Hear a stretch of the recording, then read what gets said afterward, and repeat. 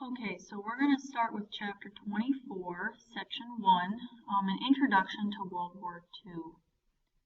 There are, let's see here, 5 questions for you to answer as you listen to this section, so make sure that you're keeping those questions in mind.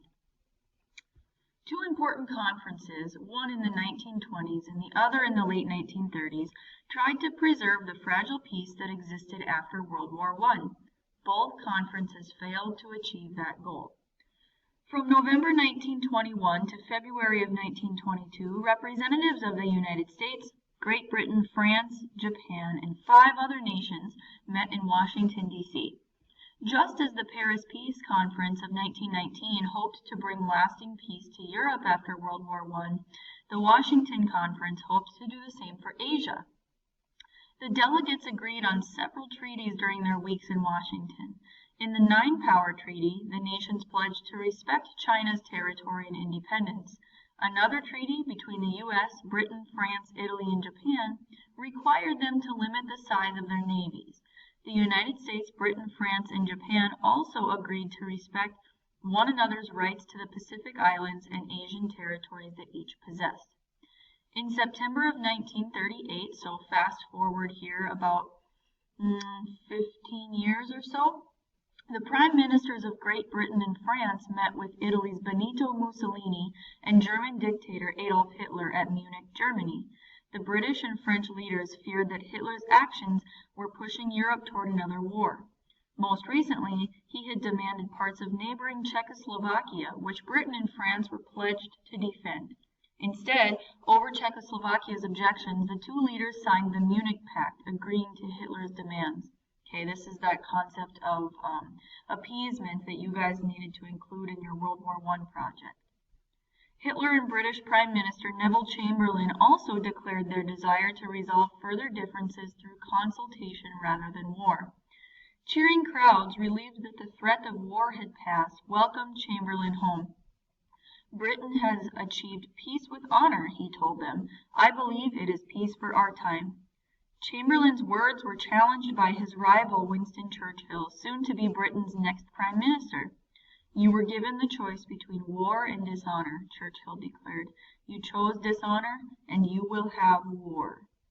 Okay, so go ahead and pause the video and take a couple minutes to answer those 5 questions that you find on your reading notes for Section 1. Okay, so we're going to move into Chapter 24, Section 2, all about the road to World War. How do we get to a World War II? So if you'll notice in your reading notes here, each section has a subsection. And for each subsection, I want you to write a 1-sentence summary. And then if you go to Google Classroom, you will find a handout that has several images on it, and each image has a description. Those images correspond to certain sections. So you'll write a 1-sentence summary, and then you will add the letter of the image that corresponds to that little subsection. Both Japan and Germany had a mixed history of military rule and democracy. Both also began to industrialize in the decades before World War I. However, unlike Germany, Japan lacked raw materials for its industries. Instead, it relied on a strong military to obtain them from other nations. The rise of militarism in Japan. In the decade after World War I, so we're looking at the 1920s, Japanese aggression declined. In 1920, Japan helped form the League of Nations. It also joined many other nations in signing the Kellogg-Briand Pact, a 1928 agreement that condemned war. Civilians gained more power in Japan's government, although the nation's emperor continued to play a strong role. New political parties developed, and calls were made to extend the right to vote to all people. Not all Japanese were happy with these trends. Some objected to Japan's agreement to the treaty signed at the Washington Conference, which limited Japan's navy to 3/5 the size of the U.S. and British navies. Many Japanese also were concerned about events at home, such as the rise of communism and socialism and other disruptive influences of Western culture. The worldwide economic depression of the 1930s further weakened Japan's democracy. Japanese leaders began to believe that expansion through conquest would solve Japan's economic problems. This belief moved Japan towards a policy of militarism. This concept is something you guys covered in your World War I projects. It's that idea of glorifying the military and increasing the size of your military and the strength of your military. So the military itself began to play a greater role in Japanese politics and government. Japanese militarism was combined with extreme nationalism. Radical nationalists called for more aggressive military action abroad to acquire territory and raw materials. When Japan's prime minister tried to stop such plans, a group of naval officers killed him in 1932. Army troops carried out more political assassinations in 1936. Politicians, fearing for their lives, gave up more power to the military. So at this time, you can go ahead and pause the video, write out your one-sentence summary, and then go to that student handout and pick out a letter that you think best corresponds to this subsection. Militarists expand Japan's empire.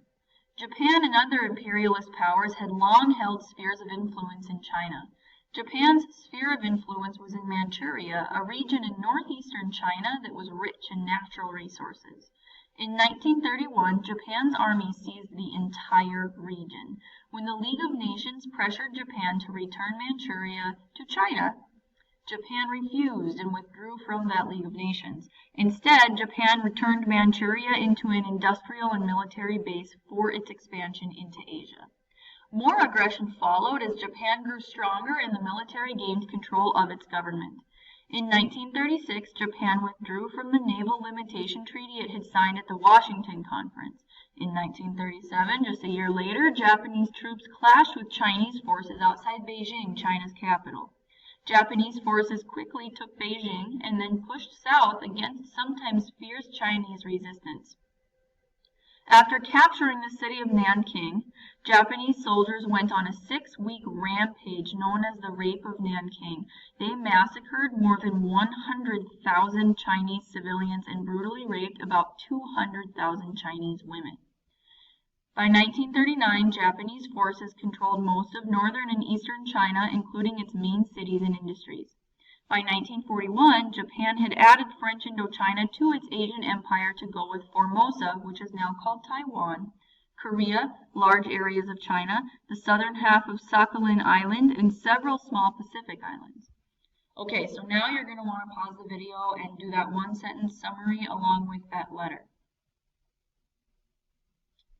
Testing the League of Nations. Japan's aggression tested the League of Nations. The League was intended to serve as an instrument of international law. In theory, it could impose boycotts and other economic sanctions, or use the combined military force of its members to keep unruly nations in line. In practice, however, it was a weak organization, in part because the U.S. was not a member. The League failed to respond effectively to Japan's challenge. Throughout the 1930s, Germany and Italy also tested the League's will. Like Japan, Germany pulled out of the League of Nations in 1933. At that same time, Hitler began rebuilding the German military. In 1935, he announced the formation of an air force and the start of a compulsory military service, or mandatory military service. Both actions were in violation of the Treaty of Versailles. Hitler's violation of this treaty boosted his popularity in Germany. The League of Nations lodged a formal protest, but it refused to consider sanctions against Germany. The next year, Hitler challenged France and the League by sending troops into the Rhineland, which the Treaty of Versailles had stripped from Germany and placed under international control. This was another test of the League's resolve to stand up to aggression. Meanwhile, Mussolini in Italy began his quest to build a new Roman Empire. In October of 1935, the Italian army invaded the African nation of Ethiopia. The poorly equipped Ethiopian forces could not stop the invaders. Ethiopia appealed to the League of Nations, which voted to impose economic sanctions on the aggressor of Italy. The sanctions were mild, and few League members seriously applied them. In May of 1936, Italy officially annexed Ethiopia. Hitler heartily approved of the invasion. In October, he and Mussolini joined in a treaty of friendship that forged an alliance known as the Rome-Berlin Axis between their countries. Because of this alliance, Germany and Italy were called the Axis powers. Okay, go ahead again and pause the video to get your one-sentence summary and that letter that corresponds with it. Britain and France appease Hitler. Encouraged by events in Italy and Spain and by his own successful occupation of the Rhineland, Hitler continued his campaign of expansion. During this time, Great Britain and France did little to stop him, choosing instead to follow a policy of appeasement. Hitler next set his sights on neighboring Austria, the country of his birth. At the time, Austria had an unstable government with fascist elements. Hitler pressured its leaders to join the German Reich, or Empire. Hitler issued an ultimatum to the Austrian Chancellor. He could hand over power to the Austrian Nazis or face an invasion. He handed over power to the Nazis. Nevertheless, Hitler's army invaded anyway, crossing the border into Austria without opposition on March 12th. The next day, he proclaimed Anschluss, or political union, with Austria. Great Britain and France remained spectators to this German expansion, meaning they really didn't do anything about it. Hitler claimed that he wanted to bring all ethnically German areas in Eastern Europe back into the German Reich. By signing the Munich Pact in September of 1938, he acquired the Sudetenland, a German-speaking region of Czechoslovakia. He told Chamberlain that this would be his last territorial demand.